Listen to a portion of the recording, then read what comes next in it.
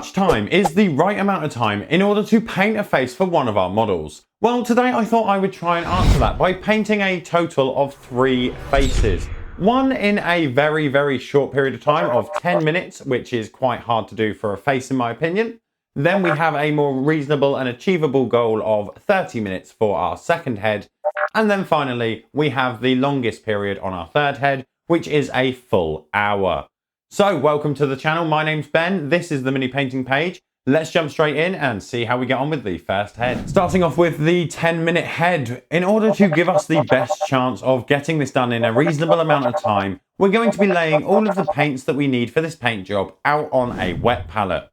Then we can start the timer, and because we are starting with such a small amount of time here, we are going to want to try and build in some contrast quickly while making sure we have some nice blends. And we can achieve this relatively quickly through some initial wet blending as a kind of base coat. What we want to do is use a dark brown to apply a base coat. Then while this is still wet over the flesh, we can swap out the brown for a mid skin tone and mix this on the model in all of the areas that we want to be the brightest areas. There's 2 minutes gone off of the clock already, and we've got the base coat done. Overall, I don't think this has taken much longer than it would have taken for us to do just a normal basic base coat, but this way we've got some nice contrast between the darker browns that we've got in the recesses versus the skin tone that we've wet blended on the higher raised surfaces. If we think there are any areas once this is dry that are a little bit too sharp in relation to how they transition, we can go in and fix that with a mix of these two colours, water it down and just glaze it in. However, given this is a speed paint job and we've only got 10 minutes, we're going to be pressing on with our next steps. We then want to start boosting the highlights, and we can do this by taking the mid skin tone that we used from our mix on the wet blending. We can take this and dilute it slightly, but use the pure colour and target all of the highlighted areas that we did in the wet blending and use this to reinforce those areas and bring them up a little bit brighter. Through making sure that we use a nice thin paint as we build this up, we can get a nice transition from our past work to this brighter light that we'll be using for the points of the prominent features. Those features that we're going to be aiming for are going to be things like the nose, the brow, forehead and cheeks, things like that. We can also go out and find tools to help us with this. There are going to be some tools online, as well as we can take inspiration from real life TV shows, movies, as well as things like game scenes that have to take these sorts of things into account. With half of our time elapsed, we really need to finish off the skin, allowing us some time to paint the other areas and details. And the skin has 2 last stages. First is going to be a final round of highlights on the skin.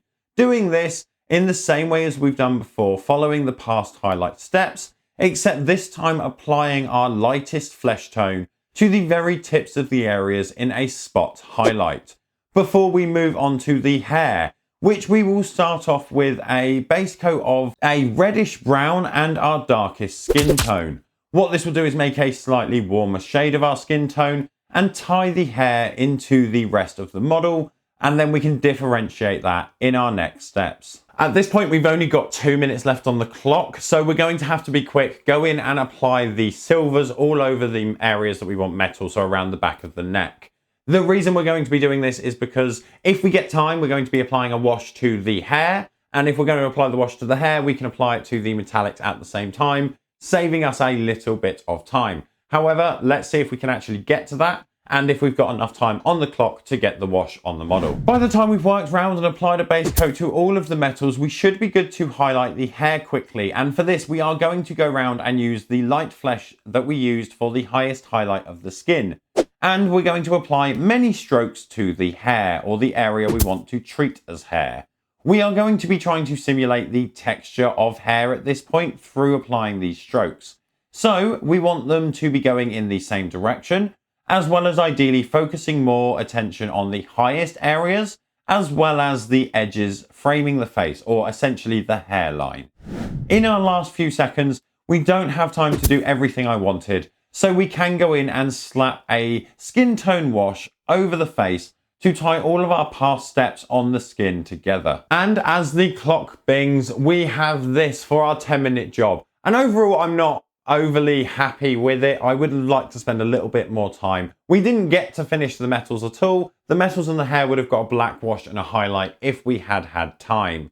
Equally, I don't think that we have a good enough amount of contrast for anything like a character with this skin tone, with the amount of time that we had.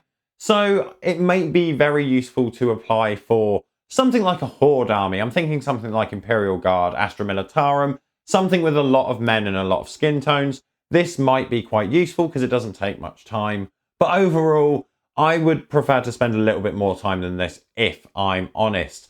So let's not waste any more time though. Let's get started on the 30-minute paint job and see how I feel about the outcome of that one. As before, in order to save us time and make sure we're prepared, we will be having all of the paints laid out on the palette so that we can get started clicking the timer. We will be taking the same base coat color as we used in the prior scheme for the skin here, but this time we want to apply it as a plain base coat and let it dry, layering up from here. While the base coat is drying, we can also then apply the reddish brown mix to the hair, which will also dry at around the same rate as the skin. Once the base coats have dried, we can then make a mix of our base coat color and a mid skin tone, and then layer this over the base coat of the skin.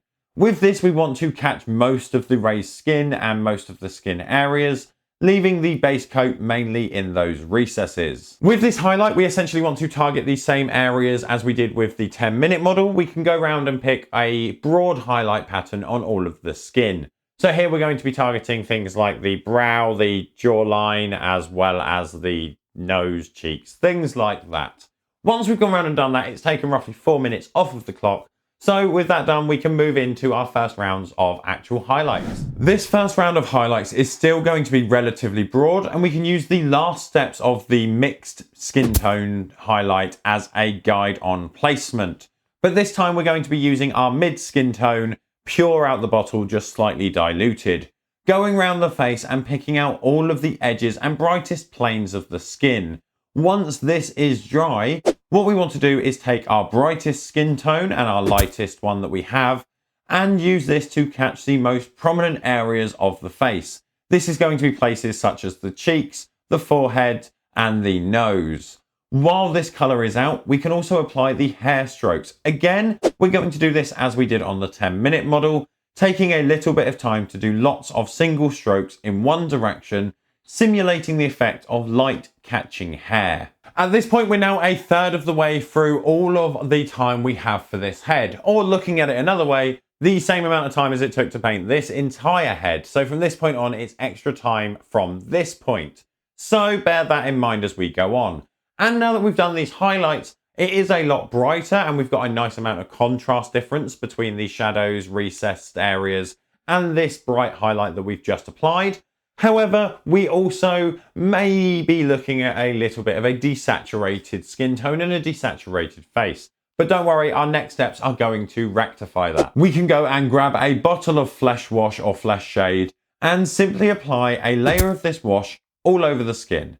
This will help us in a couple of ways. First off, it will help to add some warmth back to the skin by tinting our slightly brighter and desaturated highlights. Also, it will help to add back in some definition on all of those sculpted details on the model itself. We can then quickly follow this up with a black wash. This time we're going to be targeting the hair, and we want to make sure that this doesn't pool on any area of the model, just shading the hair area, darkening it down, allowing us to go in and do further highlights later on. Your mileage may vary when doing this, but I've found that if I apply the skin wash and flesh shade to the skin first, and then come in and apply the wash of black to the hair, and try and make sure that I catch the ridge around the hair on the model, we get a nice separation line appearing. And what I believe from what I've read is happening here is the actual water tension of the two different liquids, where one has started to dry and one is still fresh, and that they've got different pigments and things like that within them. The flesh shade is able to hold back the black wash into the recesses slightly better. The wash itself wants to go into the recess around the hairline, and rather than us doing it when it's dry and potentially needing to touch up any spilled areas, the flesh wash nicely pushes it into those areas so we don't have as much to stress or worry about. However, if you know what this effect or property is, or if I just happen to be lucky in how I've done it and it's just a reoccurring coincidence, do let us know down in the comments below because it'd be interesting to find out. With these washes applied, we only really have one other area that hasn't been worked on at all at the moment, and that is the metallic areas around the side of the head and the back of the neck. And this is where the extra time is nice. Rather than needing to go in and apply the silver directly over the undercoat like we did on the first paint job, here we have the ability to take a little bit of extra time and base coat all of the metallic areas using a black before we move back to the skin, which is hopefully now dry, and applying another highlight. For this highlight, we're going to be using a layer which is a mix of our mid skin tone and our light skin tone, and we want to use this to catch all of the prominent areas on the face, which will move us on nicely to the next steps. At this point, we've got roughly half of the time remaining on the clock, and I thought it would be nice to introduce some sort of tonal change within the model itself. And to do this, the next steps we're going to be using glazing. And a little tip that I recommend for glazing, there are different recommendations and ways that you can do it, and whatever works for you at the end of the day. But how I like to do it is thin down my paint an extreme amount so that it is quite thin. And then what I will do once I've mixed it is, as naturally, and some people might do anyway, clean out the brush and then go back to the thinned down paint. What we want to do is try and make sure that there's not actually a lot of paint within the brush, because otherwise it's going to act more like a wash and flood the area. What we want is a nice thinned paint so that it comes off of the brush smoothly and only lightly tints the area without pouring all of that color out as if we were washing the area. There are multiple tips on essentially glazing out there, and I will look to do a video in future about it in a bit more detail. But that's the process that we're going to be using for this, just to add a little bit of nuance into the model. For this effect, what we want to do is apply some cooler tones to the lower half of the face. And we can simply apply a blue glaze to the jaw, mouth, and lower cheek areas. What we want to do is mirror this on the upper set as well of the head, but this time we're going to be using a reddish brown glaze, catching areas such as the forehead, the cheeks, and the nose. This should change the hue in each of those areas. Once it's dry, we should have a nice difference between a cooler lower half of the face and a warmer section on the upper half of the face. Once it is dry, we can move back to our black base coat, which we did on the metallic areas, and go round and apply a silver base coat over this black, which will be nice and bright. Because we applied the black base coat earlier, where we are applying the silvers now, we get a nicer, brighter silver because it's over a black, as well as the fact that it actually coats a lot easier in my experience, meaning we've got an actual cleaner coat of silver across that area of the model, which overall is nice. There are not many things left to do on the model. We can go in and apply washes to the hair and re-highlight the hair and the metallics, which is something we'll do if we've got time. But most of all at the moment, we need to finish off the skin because we've just applied some glazes and it can look a little bit smurfy if we don't get that fixed. To solve this potential problem, we can come in with another skin mix. This one we're going to be using the mid skin tone and light skin mix, and use this to reapply essentially the last round of skin highlights that we did. Because we're working in thin layers here, we should be able to keep the additional colours and hues we've added into the undertones while returning the overall head and model to a nice flesh tone colour. We can then take advantage of the time it takes for this to dry by going back to the hair and the metallics, giving them a black wash and then another repeated highlight, either with the silver or with the light flesh, before we go back to the skin and apply another wash of flesh shade over all of the areas on the skin. This will bring back the skin tones, all of them coming together in a nice cohesive look, giving us a face with cooler sections in the lower half and warmer sections in the upper half, while still looking cohesive and skin-like. Annoyingly, at this point, we've only got 3 minutes left and everything on the model has wash on it and we're waiting for it to dry. So blowing it lightly is a good way of expediting it slightly without blowing the wash into areas that we don't want the wash. It's a little bit like cat and mouse at this point. We want to see what wash dries first. If we can get the blacks done, which I think will be the first ones dry, we can go in and apply some further highlights, using obviously the metallics or going in with the light skin tone for the hair. But we just need this to dry, so I'm going to get to blowing and we can see how it goes. With the washes dry, the last steps are nice and easy. For the metals, we want to go round and apply a final quick edge highlight on all of the metallic washed areas. This highlight should show up nice and bright thanks to the washes we've used previously. And then for the hair, we can again go in and highlight using fine strokes, catching the areas that light would hit most, as well as I mentioned, the hairline around framing the face. While we have the light flesh tone out, we can also do some final edge highlights, catching the brightest areas of the face with the light flesh tone in a spot highlight manner. At this point we're done. I did kind of go a little bit overboard just now and apply the spot highlight as more of a edge highlight, which made it look a little bit desaturated again, which isn't what I wanted. So in the last 30 seconds I had to slap another Reichland Flesh Shade wash. So it is slightly darker than I wanted, but we do still get that nice transition from a darker skin tone to a lighter skin tone. And the 30 minutes is up and it is all dried, which means that we have a 30-minute face. Obviously, I'm going to look and compare these and give my opinions on all of them at the end. But on a general level, this is more like the sort of faces that I would want to be painting for my standard troops. I think they've got a nice amount of detail and contrast compared to our 10-minute face, which overall is a little bit pale and lacking some general details and niceties, such as washed silvers, for example. Whereas this one, the little bit of extra time has paid off nicely in my opinion. So we are starting off this one with an hour. We are doubling the time from the last paint job. Let's see how much better it is. Unlike the other heads here, we have a large amount of time, meaning we can build some more subtle highlights, tonal shifts and details like that on the model, and also try to spend a little bit of time focusing on the smaller details, things like the eyes, for example.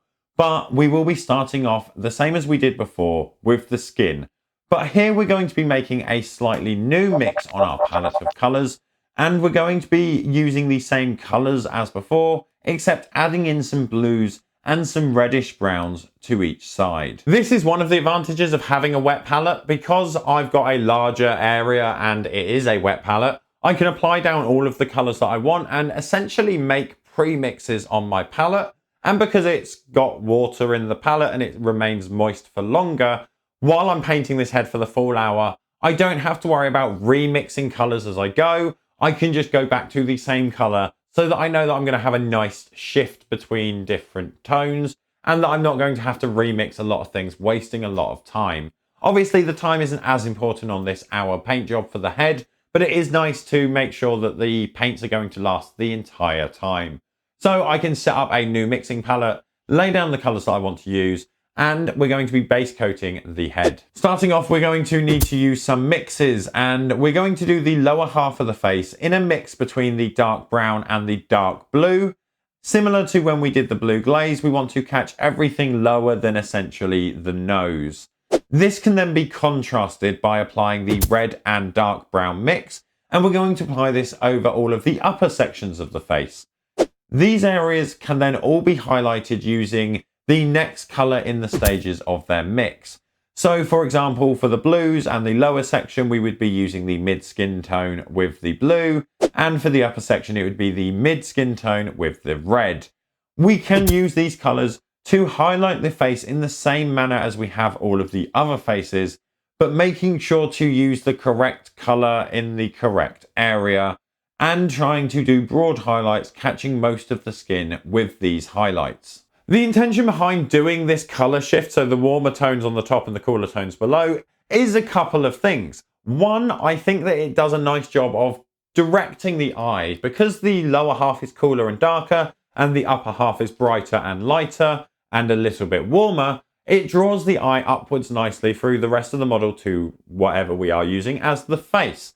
Also, it has an additional benefit, which is firstly, When you're flushed or cold and things like that, generally the upper half tends to get red, warmed and flustered, while the lower half tends to go whiter and colder. On top of that, for male characters, the outcome of this intentionally is going to try and go to a sort of greyish blue undertone within the lower part of the face. So for male characters, that represents stubble quite nicely. Either way, it's a technique that I quite like to do. I like to try it on this, and let's see how it looks after an hour, and we can jump on to our next steps. Once the first round of tinted highlights have dried, we want to essentially repeat the last step with our brightest highlight mixes. We're going to be using this as a semi-broad highlight on the blue and red areas using the appropriate hues, which is going to be a mix between our lightest skin tone and the appropriate colour for the appropriate area. So blues for the lower, reds for the higher. Once that has been applied and it has dried, what we want to do is make a mix of our 50-50 rough ratio of mid skin tone and light skin tone, which we can use to go around and highlight every area of the face. So we're going to be going over both of the colour hue sections of the face with this tone, as well as ensuring that we catch anything like lips or tongue that is showing, because we're going to use this as our paler base coat for these areas. By using this skin mix over the two areas that we've gone through and done in the separate colours, we help to tie the overall face together and harmonise it a lot more. Because obviously on the lower half and the top half, we've gone in two complete directions with the reds and the blues. Using this generic skin mix that is already present within the overall skin will do a nice job of tying it all together, making it look nice and cohesive. It also, because it's a mix of our brightest and mid-tone, gives us room to highlight a little bit more later on, setting up us nicely for our next steps, which we will be doing now by taking the very light flesh tone and applying some final edge highlights on all of the skin. At this point, we've just passed the 15-minute mark and we have a load of time left, so we don't really need to rush. Just work around and pick out all of the areas that we feel should be this brightest colour. Once it is dry, similar to all of the other heads, we're going to add some additional warmth, detail and shading to the head through applying a wash of skin tone. The other benefit of applying this wash is that we get to desaturate the blue slightly, because we've done the blue contrasting bits on the below half of the face. By applying this reddish hued wash, it does, as I said, apply warmth and shade and apply detail. But it also desaturates the blue slightly because it's contrasting the colours. It's the opposite one to a degree. So it helps to sap some of the colour out of it, leaving us with this greyish blue as opposed to just this blue lower half of the face that we kind of achieved through the past steps. This really helps to tie it all together and smooth out some of the blendings that we've done. But at this point, we are roughly 40 minutes gone. We need to wait for the flesh wash to dry. So we might as well go around and base coat all of the silver areas with the black. So let's get to that. Applying the black doesn't take much time at all. And by the time it's done, we have 40 minutes on the clock. And we do need to do some final edge highlights on the skin, which should now be dry. So we can take our light skin tone and we can mix this in with just a touch of our mid or basic skin tone, just to warm it up a little bit. And then use this to re-highlight all of the prominent edges of the face. But also we can try to build out some textured highlights on the flat surfaces of the head. So here we've got some areas around the scalp, and we can use the same colours that we are using to apply the highlights to the face. But in a similar way to doing the hair, apply small little strokes in the broad highlight areas, in a way of simulating nicks, scars and scratches across the scalp and other areas of flat skin. This can then be repeated a second time. We can go around doing spot highlights with pure light flesh, and we can do the scratches if we want to give it a brighter finish. But we do need to try and keep this localized as more of a broad spot highlight, rather than highlighting nearly every surface. Now that's essentially the complex part of the skin done. You may notice again we've gone a little bit too bright and we've still got some blue hue in the jaws and the lower half. And we're going to fix this really simply just by slapping another wash over the face. A thinned Reichland flesh shade or whatever flesh shade you're using over the face will solve that nicely once it dries. You may notice that we've been using washes a lot in this particular one, and that's because one, we have additional time to actually let these washes dry on this paint job, as well as the other way of doing it would be slightly longer and we'd have to mix in a harmonious color to every single mix that we're doing to try and get these sorts of effects. Whereas by using this wash, it is our consistent color, adding warmth to all of the previous stages and gives us a nice basis to work from.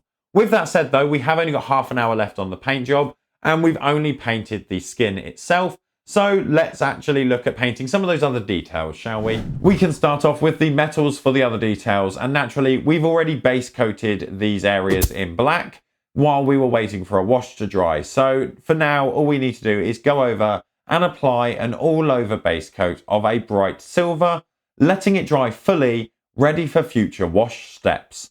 Then it's a case of moving over to the mouth and things like that on the skin. It's not the same as the skin. What we're going to do is over the light skin base that we applied earlier, we can apply a red or ruby wash. And what this will do is help to separate it from the rest of the face. Also, we're going for black hair on this model rather than the same colors as before. So what we want to do is coat all of the hair, beard, anything that is hair essentially in black before grabbing a light flesh tone and highlighting the hair in strands the same way as we have on every other model. This head does have strands sculpted in, so it's just a case of actually highlighting the sculpted details. If they're not present, such as the other two heads, we can simply do the lines, paint them on ourselves to simulate this hair effect. While we have the blackout, this is actually also a good time to do the eyes on the models. And the reason we're doing it now is because most of the work is done, but we also still have 20 minutes on the clock. So if we go in and we get anything wrong or overdo the amount of paint that we're trying to get in, we've actually got time to correct it, as opposed to the other two paint jobs where we may have run out of time and just had a glaring black blob over the eye and it would have looked like Zuko from Avatar. So we need to be slightly careful, but here we've got the time to fix any mistakes. And when doing the eyes, there's not much to say. It's a case of painting them either black then white or white then black or just white, depending on how you prefer. And I'm going to be using a contrast paint for the black side of it and essentially laying down a thin stroke. This is relatively easy because the contrast paint likes to come off with the brush, and doing a stroke motion encourages that behavior. Then when we're going to be doing the dot of color, that's slightly more tricky. What we want to do is make sure that we have a relatively thinned mixture, but thick enough that when we apply a dot, it comes off as a dot, but also is consistent and clear, because we don't want to be going in and doing multiple dots on an eye because it generally won't be placed in the same place and it may look a little bit terrible. So what I would recommend and what I personally do is mix it up on the palette, then apply it to a brush, and then I'll test it on like the back of my hand by doing some minor stippling just to make sure that it is coming off in consistent dots before going in and using it on my model. Once the eyes are painted, the hair and the metals are able to essentially be painted in tandem, going between the black wash and the highlight colors, getting finer and finer with each pass. So for the beard and the hair, we're going to be picking out all of the strands with the light skin, and for all of the metals, they're going to be highlighted with the light silver. Then they can be washed with a black wash. Once it's dry, they can be re-highlighted. In our last 15 minutes, we can get around 2 rounds of this in, leaving us with enough time to drop a tiny bit more red into the mouth of the model and then finish up 3 minutes early. And after all of that process, we have a 60-minute head. Our third head is complete, meaning that we now have a total of 3 heads, a 10, a 30 and a 60. Here are the photos and you can have a look and see how they came out yourself. Now, overall, I've got some mixed thoughts on these. The 10-minute one, I'm overall not massively happy with. First off, there are some details such as the metallics that haven't even been washed or highlighted, and the flesh itself, while having a nice amount of transition and looking nice, still doesn't have a much amount of punchy highlights, doesn't draw a massive amount of attention. So as I said before, I think this would be good for like horde armies, something like Imperial Guard, maybe another army, I don't know, Gene Stealer cults maybe, something like that, where you're going to have a relatively large amount of troops and not every single one's going to be getting looked at in much detail. Then we come on to our 30-minute head. And this one I actually do like. This is the sort of level, to be honest, that I'd be happy to have as my standard troops choices and potentially some smaller characters and things like that. I think this adds a nice amount of detail. It's a little bit punchier, a little bit crisper than our 10-minute head. And overall, I'm quite happy with this. I do think we could push a little bit more on the details. For example, we haven't painted the eyes, but that brings us to the 60-minute head. And technically it's 57 because we did finish 3 minutes early. And I do really like this. I think this is the right ratio of brightness as well as color, tonal shift that we got from using the blues and reds in the paint job initially. And because unlike the 30-minute head, which just had a glaze to make up the time and add the effect later on, we were able to build this in from the baseline, meaning that it looks a lot more natural. So I really do like this. My personal opinion is that I think a 30-minute timer for the skin and then 15 minutes for the rest of the details would probably have been my ideal sweet spot. So 45 minutes for a head is roughly what I'm looking at for standard models. And it's good to know that because I can plan it in when I'm doing projects and things like that. And also, if you're following along, try this out, see what your sweet spot for models are, and see if you learn anything from doing it.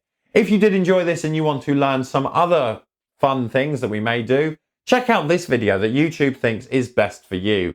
Otherwise, remember to subscribe so that we can see you next time.